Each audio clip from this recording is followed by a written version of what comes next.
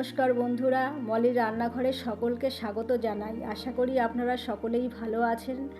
আজকে আমি আপনাদের সাথে ক্রিসপি চিলি বেবিকর্নের রেসিপি শেয়ার করছি।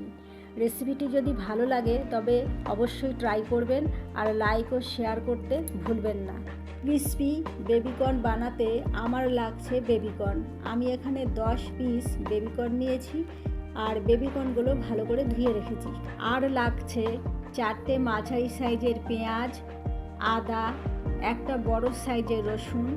আমি এখানে রসুনের কোয়াগুলো বের করে রেখেছি। আর লাগছে ক্যাপসিকাম কুচি। আমি এখানে মাঝারি সাইজের একটা ক্যাপসিকামের হাফ অংশ নিয়েছি। আর লাগছে কাঁচা পাকা লঙ্কা। আমি এখানে 4টে লঙ্কা নিয়েছি। এখন রান্না পর্বে যাওয়া যাক। প্রথমে আমি কড়াইয়ে জল গরম হতে দিলাম। জল গরম হলে তাতে হাফ চামচ লবণ দিলাম। এবার এই জলে বেবিকর্নগুলো দিয়ে দেব আর 2 থেকে 3 মিনিট হালকা ভাপিয়ে নেব। তারপর ছাঁকনির সাহায্যে জল থেকে ছেঁকে নিয়ে ছোট ছোট পিস করে নেব।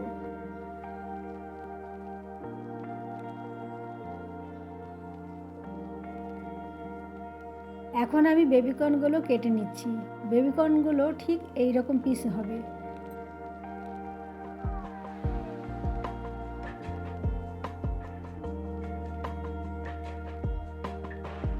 এখন আদা, কাঁচা লঙ্কা আর কিছুটা রসুনের কোয়া পেস্ট করে নেব। পেস্ট ঠিক এমন হবে। এই পেস্ট করা মশলা বেবিকর্নে দিয়ে দেব। আর 2 চামচ কর্নফ্লাওয়ার ও 2 চামচ ময়দা এর সাথে অ্যাড করে নেব। সামান্য গোলমরিচ একটু ক্র্যাশ করে এতে দিয়ে দিলাম। 1 চামচ ডার্ক সয়া সস দিলাম ও স্বাদ মতো লবণ দিয়ে দেব। আর সব উপকরণ অল্প পরিমাণ জল দিয়ে মাখিয়ে নেব।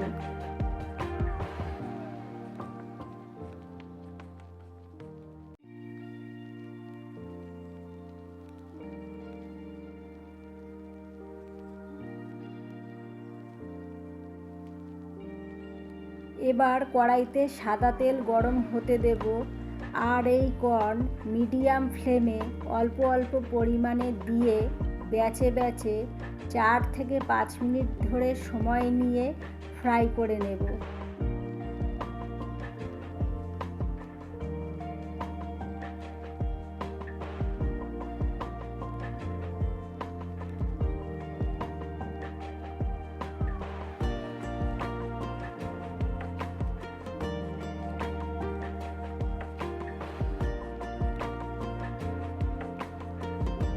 ফ্রাই ঠিক এরকম হবে।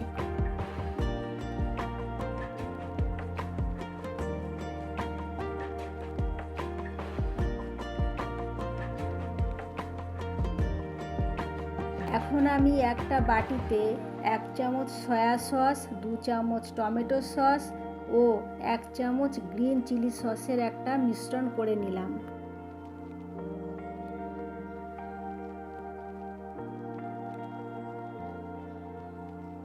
এবার বেবিকর্ন ভাজা তেল 4 চামচ পরিমাণ দিয়ে তাতে প্রথমে রসুন কুচি দিয়ে দেব। রসুন কুচি হাফ ব্রাউন হতে দেব। চিলি বেবিকর্নে রসুনের ফ্লেভার একটু বেশি হলে ভালো হয়। এবার লাল লঙ্কা কুচি দিয়ে দেব একটু কালারফুল হওয়ার জন্য। পেঁয়াজ দিলাম আর সব উপকরণের সাথে একটু মিশিয়ে নিলাম।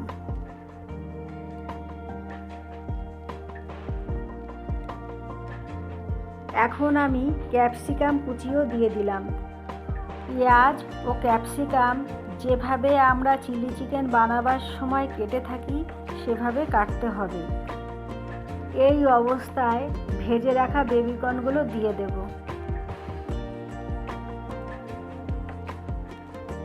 একটু মিশিয়ে নিয়ে সসের মিশ্রণ অ্যাড করে নেব। রান্নাটাকে আরও স্পাইসি করার জন্য আপনারা চিলি পাউডার অ্যাড করতে পারেন। আর আমি এখানে বেবিকর্ন হালকা ভাপিয়ে নিয়েছিলাম।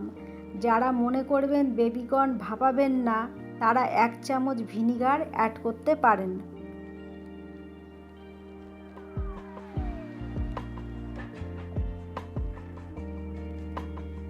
এখন আমি 1 চামচ কর্নফ্লাওয়ার হাফ কাপ জলে গুলে দিয়ে দেব একটু গ্রেভির জন্য। যারা গ্রেভি পছন্দ করেন তারা একটু বেশি জল দিতে পারেন। আর স্বাদ মতো লবণ ও টেস্টের ব্যালেন্স করার জন্য একটু মিষ্টি দিলাম।